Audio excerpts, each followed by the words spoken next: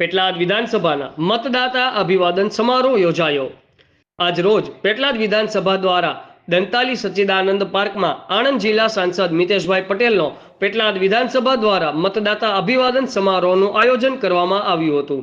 જે કાર્યક્રમમાં પેટલાદ વિધાનસભાના ધારાસભ્ય કમલેશભાઈ પટેલ, વિધાનસભાના નાયબ દંડક રમણભાઈ સોલંકી, જિલ્લા ભાજપ પ્રમુખ રાજેશભાઈ પટેલ, અમૂલ ડેરીના વાઇસ ચેરમેન કાંતિભાઈ સોઢા, જિલ્લા પંચાયત પ્રમુખ હસમુખભાઈ પટેલ, તાલુકા પંચાયત પ્રમુખ સોનલબેન પટેલ, જિલ્લા મહામંત્રી, કારોબારી સભ્યો, પેટલાદ નગરપાલિકાના અગ્રણીઓ અને ભાજપના કાર્યકર્તાઓ, ભાઈઓ બહેનો, નવયુવાનો ઉપસ્થિત રહ્યા હતા। ધારાસભ્ય કમલેશભાઈ પટેલે જણાવ્યું હતું કે પેટલાદ વિધાનસભામાંથી 8400ની લીડ આપીને મિતેશભાઈને જંગી બહુમતીથી જીતાડવા બદલ વિધાનસભાના દરેક બૂથ કાર્યકરો અને તેઓની ટીમને અભિનંદન પાઠવીએ છીએ।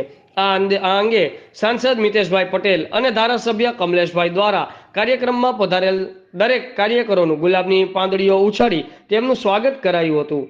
કાર્યક્રમ દરમિયાન 12 થી વધુ લોકોના ખિસ્સા કાતરો દ્વારા હાથ સાફ કર્યા હોવાની માહિતી મળી હતી।